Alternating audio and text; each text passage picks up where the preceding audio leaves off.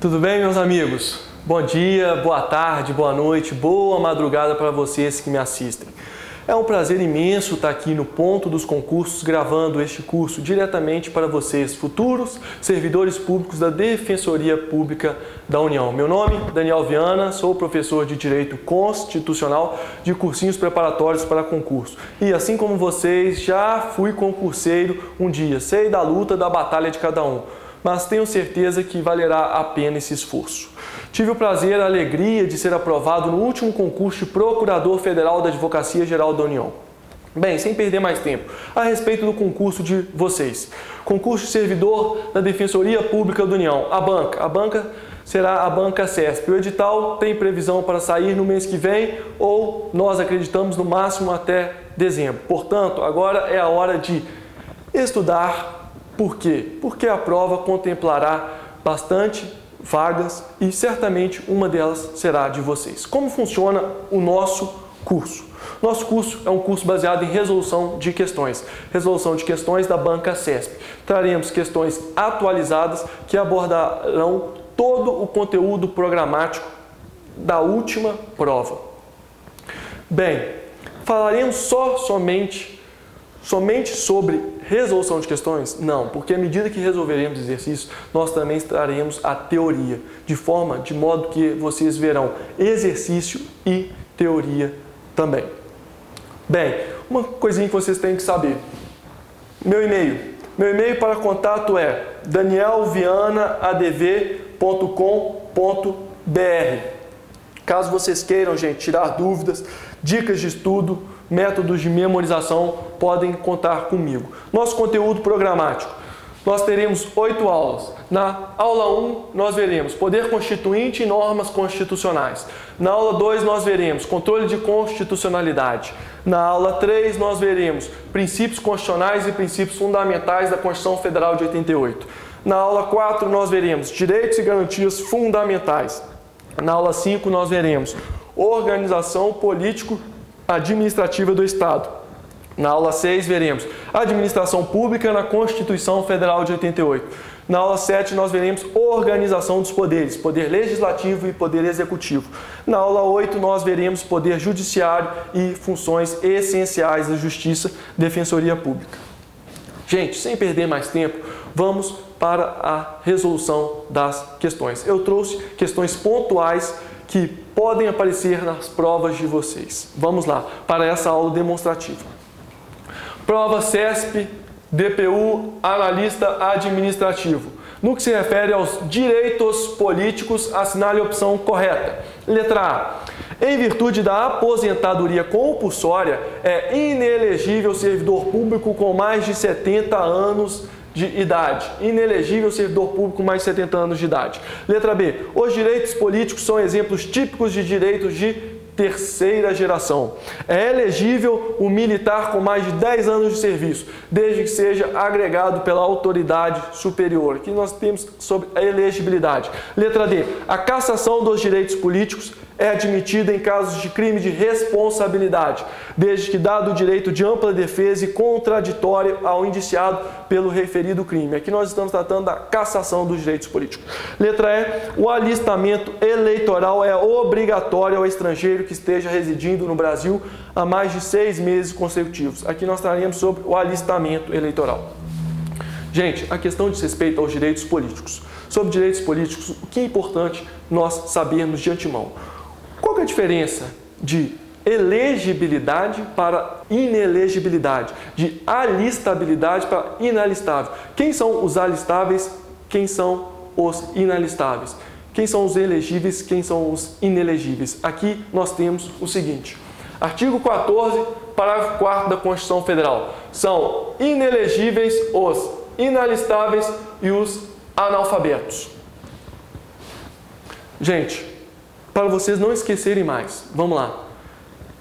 Inalistáveis são aqueles que não podem se alistar, ou seja, não têm a capacidade de votar.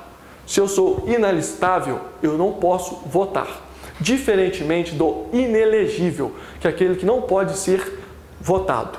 Então, eu falei em alistabilidade, refere-se à minha capacidade de votar. Se eu falo em elegibilidade, refere-se à capacidade de receber votos. Portanto, alistável, aquele que pode votar. Elegível, aquele que pode receber votos, ser votado. Inalistável é o que não pode se alistar, não pode votar. Inelegível é aquele que não pode se eleger, não pode receber votos. Aqui, no artigo 14, parágrafo 4, nós temos, são inelegíveis os inalistáveis e os analfabetos. No artigo 14, parágrafo 2º, nós temos, não podem alistar-se como eleitores, são os inalistáveis, os estrangeiros e, durante o período do serviço militar obrigatório, os conscritos. Então, gente, nós temos o quê? Quem são os inalistáveis? São os estrangeiros e os conscritos. Quem são os inelegíveis? São os inalistáveis, os estrangeiros e os conscritos e os analfabetos. Portanto, nós temos aqui inelegíveis, quem são? Estrangeiros, conscritos durante o período militar e os analfabetos. Vocês estão perguntando, quem são os conscritos? Conscritos são aqueles obrigados a prestarem o serviço militar. Por exemplo, quando nós completamos, homens de 18 anos, nós somos obrigados a prestar o serviço militar obrigatório. Nós, prestando esse serviço militar obrigatório, nós estaremos conscritos.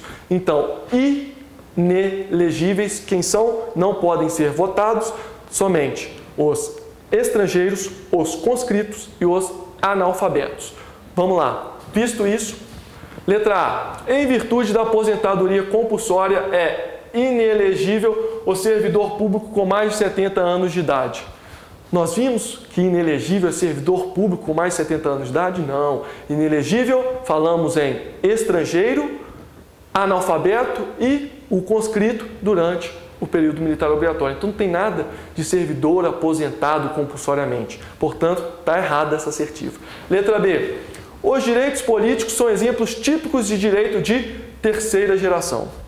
Aqui, gente, quando falar em direitos de primeira geração, segunda geração ou terceira geração, pode aparecer na prova de vocês também como dimensão, primeira dimensão, segunda dimensão, terceira dimensão. Nós temos que lembrar do seguinte lema: liberdade, igualdade e fraternidade. Por quê?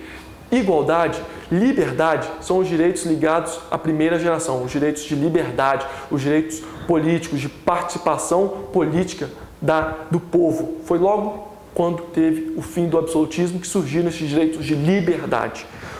Direitos de segunda geração, direitos de igualdade, são direitos à saúde, à moradia, à educação. É o Estado participando na vida do cidadão. Por isso que nós falamos em direitos positivos. Já os direitos de primeira geração, nós falamos em direitos negativos. Por quê? Porque o Estado se abstém, não participa da vida do cidadão, já que os de primeira geração são ligados à liberdade. E nós temos também os direitos de terceira geração, que são os direitos ligados ao meio ambiente, direitos transindividuais, que transcendem o indivíduo. Aqui eu trouxe para vocês um resuminho que vocês vale a pena estudarem, memorizarem. Presta atenção. São direitos fundamentais de primeira dimensão. São os ligados ao valor liberdade. São os direitos civis e políticos. São direitos individuais com caráter negativo, por exigirem diretamente uma abstenção do Estado, seu principal destinatário. Ligados ao valor igualdade, os direitos fundamentais de segunda dimensão. São os direitos sociais, os direitos econômicos e os direitos culturais. São direitos de titularidade coletiva e com caráter positivo, pois exigem atuações do Estado. E, por fim, os direitos fundamentais de terceira geração são os ligados ao valor fraternidade ou solidariedade. São os relacionados ao desenvolvimento ou progresso, ao meio ambiente, à autodeterminação dos povos, bem como ao direito de propriedade sobre o patrimônio comum da humanidade e ao direito de comunicação. Portanto, gente, Letra B. Os direitos políticos são exemplos típicos de direitos de terceira geração? Não, gente, são direitos de primeira geração. Não são direitos de terceira geração. Letra C. É elegível um militar com mais de 10 anos de serviço, desde que seja agregado pela autoridade superior. O que nós temos a respeito do militar com mais de 10 anos de serviço? O que nós temos que saber? Nós temos que saber o seguinte artigo da Constituição Federal.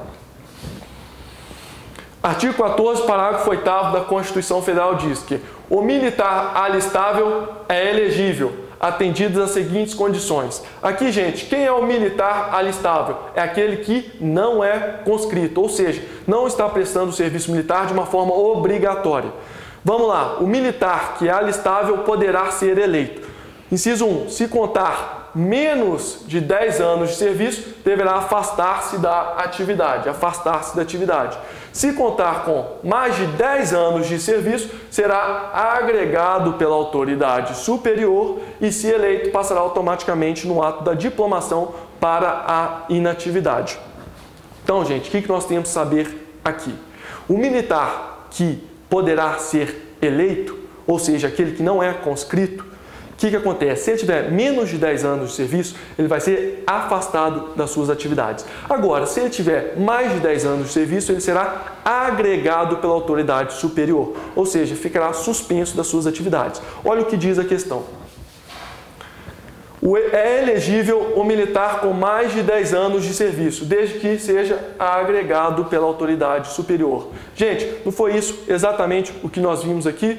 O militar alistável é elegível, atendido as seguintes condições. Se contar mais de 10 anos de serviço, será agregado pela autoridade superior. Portanto, gente, o gabarito da questão é a letra C de cachorro. Perfeito. Vamos ver o erro da letra D. A cassação dos direitos políticos é admitida em casos de crime de responsabilidade, desde que dado o direito de ampla defesa e contraditório ao indiciado pelo referido crime.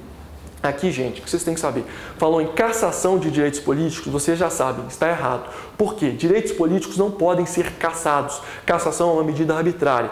Direitos políticos são ou suspensos ou perdidos. Falou em perda dos direitos políticos, falou em suspensão dos direitos políticos, está correto. Falou em cassação, vocês já sabem, a questão está errada, já podem partir para a próxima. Por quê? Porque o artigo 15 da Constituição Federal expressamente diz: é proibida, é vedada a cassação de direitos políticos, cuja a perda ou suspensão só se dará nos casos de. Então, perda ou suspensão dos direitos políticos é possível. Agora, cassação é vedada. Portanto, letra D errada. Letra E. O alistamento eleitoral é obrigatório ao estrangeiro que esteja residindo no Brasil há mais de 6 meses consecutivos. Está falando que o alistamento eleitoral é obrigatório aos estrangeiros. Gente, o que foi que nós vimos? Quem são inalistáveis? Não podem se alistar, não podem votar. Os estrangeiros e os conscritos. Está aqui, gente. Artigo 14, parágrafo 2º. Não podem alistar-se como eleitores, são os inalistáveis, os estrangeiros e os conscritos. Portanto, gente, o estrangeiro é inalistável, então não existe alistamento eleitoral do estrangeiro. Portanto, também está errado. Já vimos, gabarito, letra C. A segunda questão que eu trouxe hoje, gente, é uma questão da prova CESP de 2014 da Câmara dos Deputados, analista legislativo, consultor legislativo área 1. No que se refere aos remédios constitucionais, julgo os seguintes itens com base na jurisprudência do STF. Caso determinada autoridade haja no exercício de competência delegada, eventual mandado de segurança que questione o ato praticado deve ser impetrado contra essa autoridade e não contra a autoridade que tenha delegado a prática do ato. Aqui, o que nós temos, gente? Nós temos que uma determinada autoridade realizou um ato, só que ela realizou esse ato por ordem de uma autoridade superior. Eu, sendo prejudicado com esse ato, quero ingressar com um mandado de segurança. Contra quem que eu ingressarei esse mandado de segurança? Contra a autoridade que praticou o ato ou aquela que mandou que o ato fosse praticado? Gente, aqui vocês têm que saber, jurisprudência pacífica do STF. Eu, ao impetrar o mandado de segurança, terei que impetrar contra aquela autoridade que praticou o ato. Não importa se ela praticou o ato a mando de alguém ou por conta própria. Nós sempre impetraremos o mandado de segurança contra a autoridade que praticou o ato. não importa se ela praticou por delegação. Por que jurisprudência pacífica do STF? Porque nós temos aqui a súmula número 510 do Supremo Tribunal Federal. A súmula diz o seguinte: prática do ato por autoridade no exercício de competência delegada. Cabimento: mandado de segurança, medida judicial. Praticado o ato por autoridade no exercício de competência delegada, contra ela cabe o mandado de segurança ou a medida judicial. Então, gente, a questão está correta, porque caso determinada autoridade haja no exercício de competência delegada, eventual mandado de segurança que questione o ato praticado deve ser impetrado contra essa autoridade e não contra a que tenha delegado a prática do ato. Portanto, a questão está perfeita conforme a súmula número 510 do STF. Gente, muito obrigado pela atenção, muita força, muito estudo, que tenho certeza vocês serão aprovados. Basta se dedicarem direitinho. Nas próximas aulas traremos todo o conteúdo programático. Muito obrigado, até a próxima. Um abraço, gente.